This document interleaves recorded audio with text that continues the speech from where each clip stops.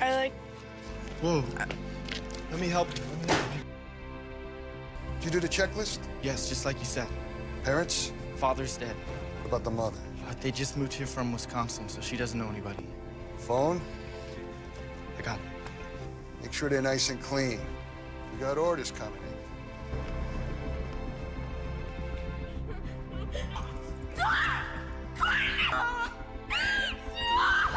On a bright day in California, we see a young man named Johnny strolling along a quiet beach, where he soon finds a homeless couple. The pair appear nervous when they see him, but Johnny quickly calms them down and even offers them food.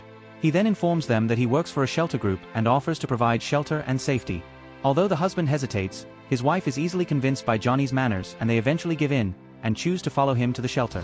But unknown to them, Johnny is part of a human trafficking gang, and as soon as they walk towards the van, Johnny signals his men, who immediately ambush the couple and force them into a van before driving away. Shortly after, Johnny receives a call from his sponsor called Melina, who informs him that their wealthy clients are insisting on them being fresh, rather than just vulnerable targets like the homeless. And this immediately pushes Johnny to seek out more desirable victims. In the meantime, we see Catherine, who is a strict mother living in the suburbs with her teenage daughter Emma.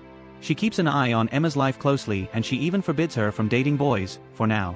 That morning, after breakfast, Catherine drives Emma to the mall to meet her friend Courtney.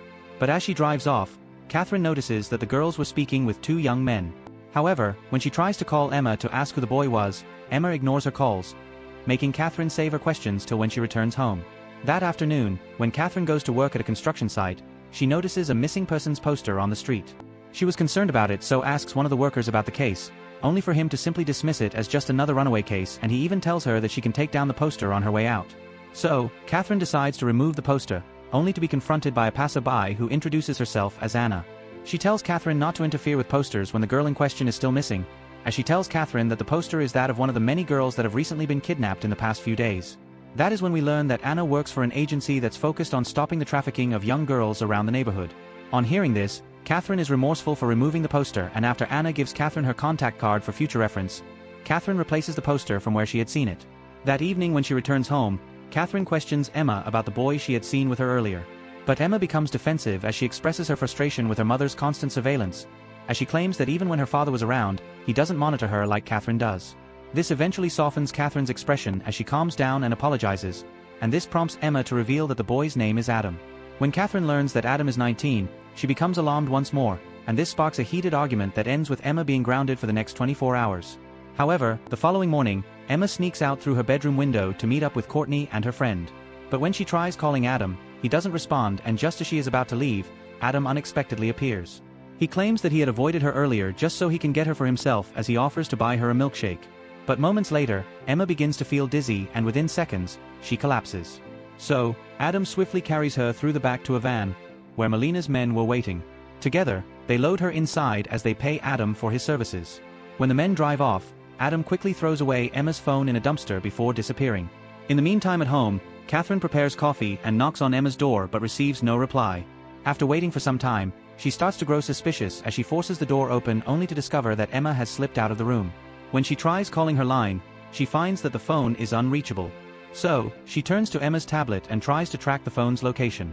She eventually gets a location for the phone, which leads her directly to the dumpster. Fearing the worst, she searches inside only to make the chilling discovery that Emma's phone is inside the trash. Terrified by this, Catherine contacts the police immediately. However, when the officers arrive more than an hour later, they waste time asking irrelevant questions, which sounded more like they were testing her patience. And despite her pleas for them to act fast, they insist that she must wait 24 hours before they can officially begin the search. And this invariably means that the traffickers will get all the time they need to move Emma farther away and tighten their grip while Catherine's hope begins to slip away. She eventually goes home half expecting to see Emma there, but when she finds that there have not been any calls to her home line, she grows even more frustrated. About that same time, we see that the traffickers have delivered Emma to their hidden warehouse, where several other kidnapped girls are being held, including Emma's friend Courtney. Moments later, Melina enters and coldly explains the girls' fate to them. She tells them that the girls are now her property, and that they are destined to satisfy the desires of her clients. She then demands to know which among them are still virgins. Two of the girls and Emma raise their hands, and Melina instantly marks them as premium assets. Before leaving, she warns them that disobedience to her demands will mean severe punishment for them and that it would even extend to their family if they try to escape. Later on, the captured girls are lined up in chains as they men record them on videos for prospective buyers.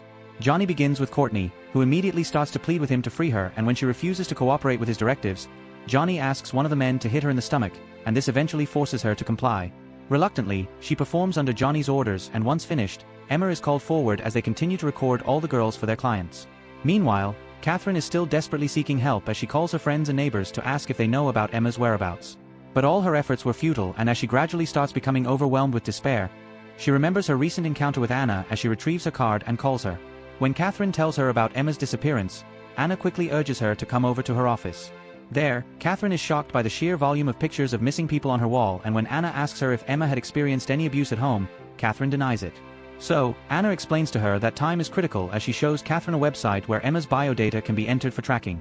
In the end, she warns that victims like Emma can vanish permanently within 48 hours if not found. She also tells Catherine the grim reality of why police intervention often fails as she explains that trafficked girls are frequently mislabeled as criminals, and that they often end up imprisoned instead of receiving protection and medical care. So, if they must recover her, they need to act fast. That night, inside the criminal's hideout, Emma befriends another girl named Piper who warns her that trying to escape isn't a good idea for them. She recalls how another girl had tried to escape but was caught by the guards. And after breaking the girl's leg, the guards unleashed bulldogs on her, until she met a horrible end just to serve as a warning to the rest of them. Later on, Melina meets with Johnny to discuss their operations as she reminds him to reserve the virgins for the syndicate, who are willing to pay top dollars. She also warns Johnny to keep an eye on Adam as she doesn't want anyone developing cold feet. The next morning, Anna and Catherine get into action as they start distributing missing persons posters across the community. But when they attempt to post one in the same shopping mall where Catherine had recovered Emma's phone, the manager confronts them and refuses. Catherine immediately lashes out, as she angrily asks him how he would react if it were his own daughter. While they argue, Anna notices that there is a surveillance camera in the mall and she immediately demands that the manager allows them to review the footage. The manager reluctantly complies, and on screen, Catherine identifies Emma alongside Adam. They all watch as Emma slumped into Adam's hands and how he had taken her away. Seeing this, Anna immediately orders the manager to contact the police before she and Catherine rush out to see if they find Adam around. Fortunately, as they step outside, Catherine suddenly spots Adam walking by the man. Anna advises her that they would need to be cautious, as she recommends that they trail him to wherever he was heading so as not to spook him. Eventually, they follow his car until he reaches a park, where he is meeting up with Johnny.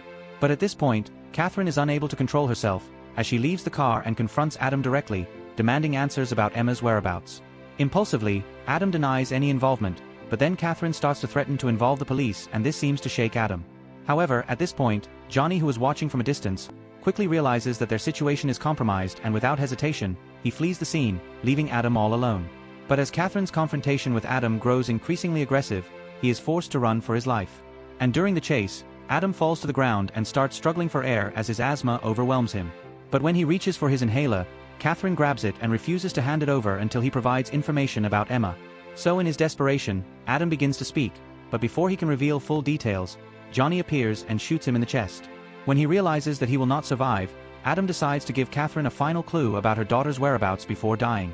Now fully fueled by grief and anger, Catherine returns home only to be confronted by the police officer, who starts to warn her against placing her life in danger. But she immediately vents out her anger as she asks them the reason why they keep doing nothing to find her daughter. Frustrated by their indifference, she vows to take matters into her own hands. And together with Anna, she checks the trafficking website for updates.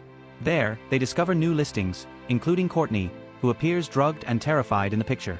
Still very much disappointed by the lack of police support, Catherine comes up with a plan to infiltrate the operation herself, posing as a client for one of the girls in the hopes of locating Emma and exposing the traffickers. Meanwhile, at the traffickers' hideout, Melina orders her guards to prepare the girls for transport to a new location known as the Pink House. Moments later, Catherine and Anna arrive at the location where they are to meet with the girl they had made a bid for. Before entering, the two strategize their move, and in a quiet moment, Anna tells her about her own tragic past as she was a former victim of trafficking. She then recounts how she was sold as a child, forced to endure relentless abuse day and night, and how her survival now fuels her desire to save others. When Catherine eventually prepares to enter, Anna hands her an extra phone and warns that if she doesn't return within 30 minutes, she will call the police. Catherine eventually managed to gain access into the compound after she was searched by the guards and escorted to the holding area. There, she finds Courtney in the room, drugged and in a very drowsy state. When she sees her condition, Catherine decides to quickly act as she takes a photo and sends it to Anna, who immediately contacts the authorities. Catherine then tries to ask Courtney about Emma, but the girl is too disoriented to respond. At that moment, one of the guards receives a call from Melina as she tells him that one of their contacts within law enforcement has tipped her off that Emma's mother is now inside the compound. At this point, Catherine had changed Courtney into new clothes and was carrying her out. But the guard quickly double-crosses them and hits Catherine across the head, knocking her unconscious. When she awakens, Catherine finds herself restrained in the trafficker's base, and that is when Melina enters, bringing Emma along with her. When Catherine starts to plead for her daughter's release, even offering money in exchange, Melina coldly rejects the idea. Instead, she tells Catherine about her own backstory, about how she was sold to the syndicate at 13 by her own mother, and that she had begun building her own trafficking empire by 18, and that by 20, she was already running the business. She was not only dealing in women, rather, she has decided to involve children as well, since she is solely driven by her quest for profit. She then demands to know what Catherine has told the police, but Catherine insists that she told them nothing. Suddenly, Melina receives word that the syndicate has arrived. So, she orders Emma to be taken to them as she leaves Catherine alone with one of the guards. But just as the guards prepare to have his way with her, Catherine seizes his gun when he lowers his guard as she takes him hostage and then incapacitates him before rushing out to find Emma. When she finally sees Melina, who is holding Emma at gunpoint, she confronts her, only for Melina to tell her that she has changed her mind about Emma and that she will no longer hand Emma to the syndicate. Instead, she now plans to sell Emma as piecemeal to buyers worldwide. Then she shoves Emma toward her mother, forcing Catherine to drop her weapon. But as Melina aims at her, preparing to take out Catherine, Emma picks the gun on the ground and fires at Melina, as she finally brings an end to the reign of terror. Then moments later, the police storm the hideout, and after a violent clash between the officers and the syndicate, the traffickers are ultimately subdued. And with the operation dismantled, all the captives are freed, and Emma is finally reunited with her mother. And by the end of the movie, we are informed that thousands of children are trafficked for sex every year in the United States alone, and hundreds of thousands suffer the same fate across the world. So, the question is, what are we all doing about this global emergency? And that is the recap of the movie, Stolen from Suburbia. If you loved this video, don't forget to leave a like, subscribe to the channel, and also leave a comment for us. Thanks for watching, and see you in the next one.